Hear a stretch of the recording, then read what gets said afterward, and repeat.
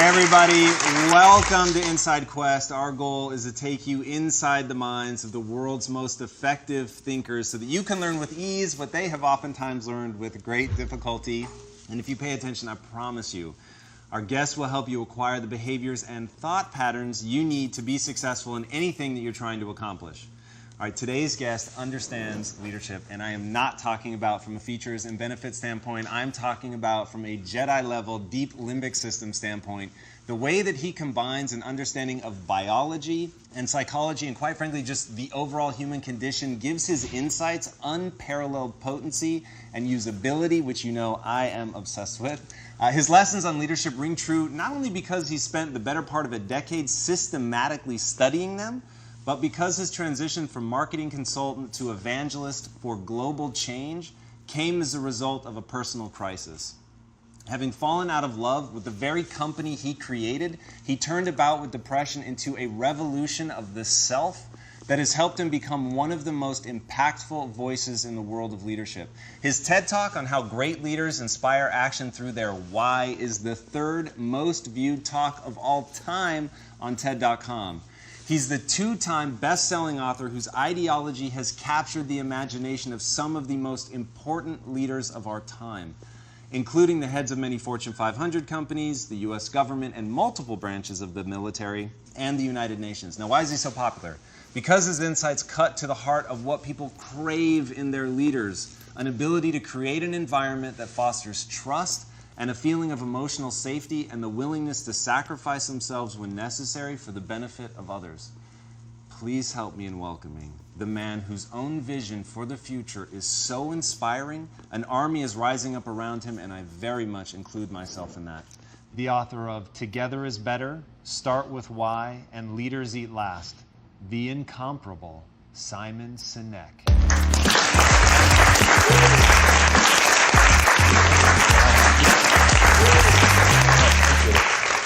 What a pleasure it is to have you on the show today. Thanks for having me. Truly our pleasure, by the way. You've been a part of the lexicon of this company since we started, when we were a very small handful of people in a very lonely office in Compton.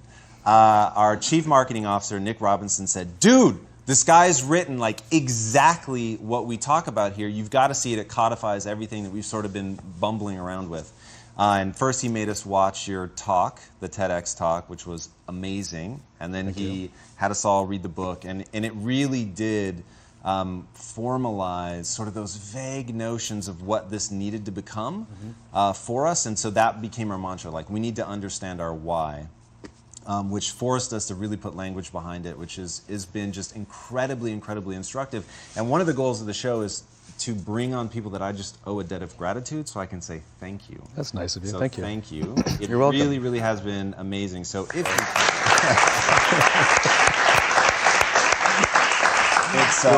it's amazing. Thank now, you. I haunted your Twitter feed. Okay.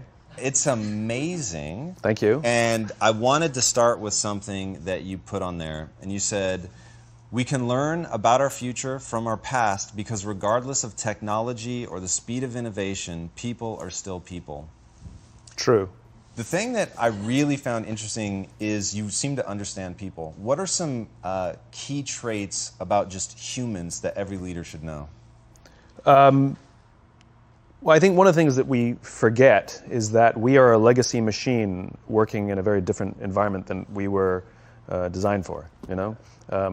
Our species sort of started showing up about 50,000 years ago. There were other hominid species that existed at the time. They died off, we survived. And it was those evolutionary traits that gave us the opportunity to outlive our competition, but also survive and thrive, even as the environment around us changed. We lived in populations that were never bigger than about 150 people for 40,000 of the 50,000 years that we've lived on this planet. It's only the past 10,000 years with farming that we've been living in populations that were larger than that. In other words, we're not made for this, which means all the rules of being human are exactly the same as they used to be when we were living in populations of about 150. And so if you can understand those things, you really understand what works and what doesn't work, regardless of the conditions. The fact of the matter is we are social animals, and we respond to the environments we're in, always. Our very survival depends on our ability to cooperate and trust with the people that we live or work with, right? You can take a good person and put them in a bad environment, and that person will do bad things. You can take a person who maybe the group doesn't trust, maybe they've even performed bad acts. You put them in a good environment, and they're capable of turning their lives around and becoming remarkable members of society. In other words, it's not the person, it's the environment. Leaders are responsible for that environment. And I think leaders forget that. Leaders think that they're responsible for the results. There's not a leader on the planet that is responsible for the results. A leader is responsible for the people who are responsible for the results. And if you take care of that, take care of the people, take care of the environment, things go just fine. We're obsessed with this idea of like getting the right people on the bus, as if it's this game that you just sort of keep changing people out, some sort of mix and match or something.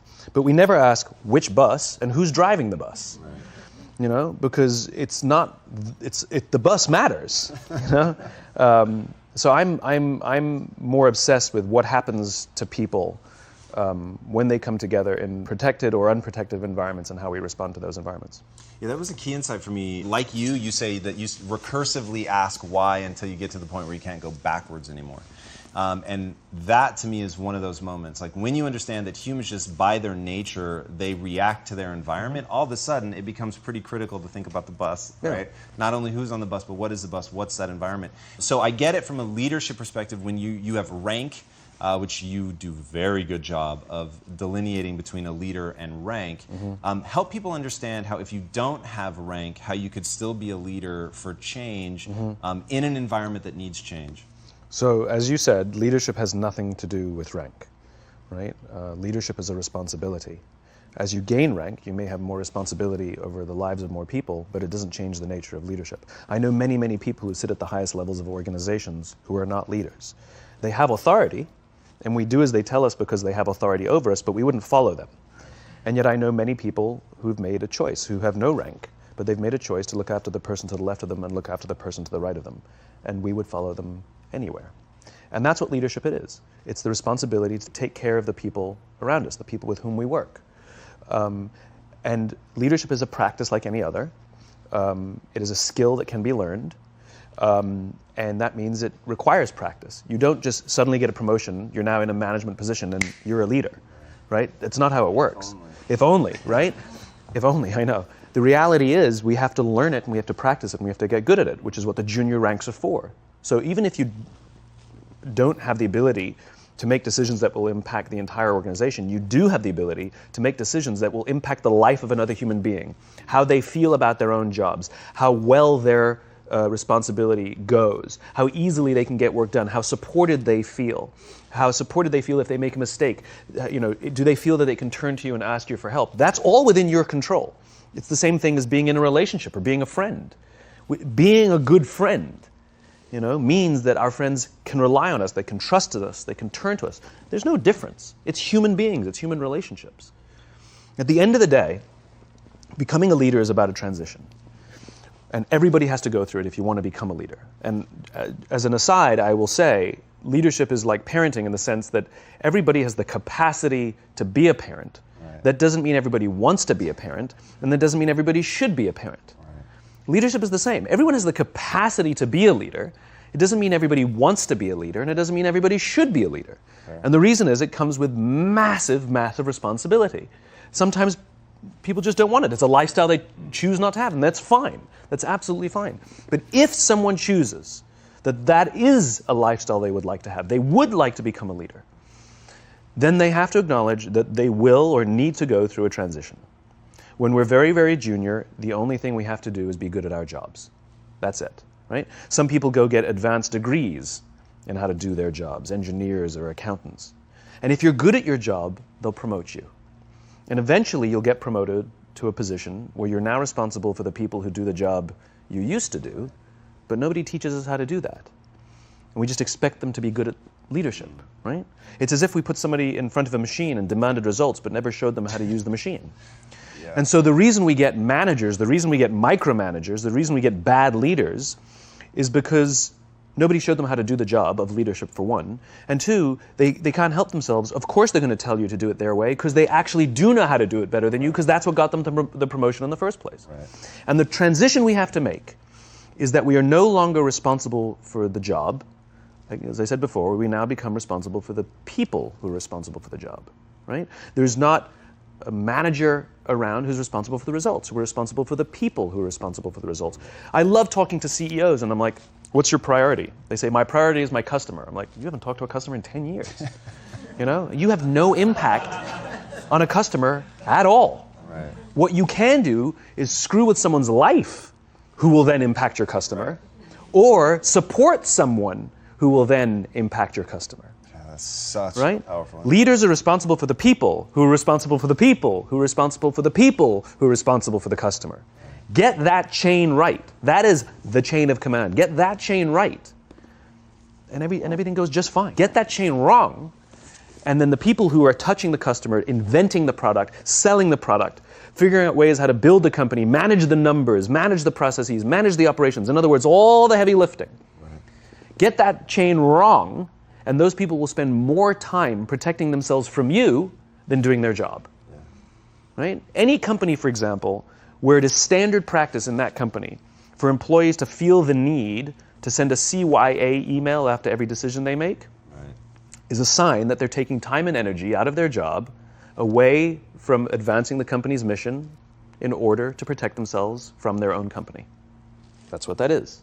Any company where it is standard practice for people to feel the need to keep a folder of all the good things they've done in their careers just in case they need it, you know, is a sign that they're taking time and energy out of their day away from doing their job in order to protect themselves from their own leaders. That's what that is. Those are signs of bad leadership. Politics, gossip.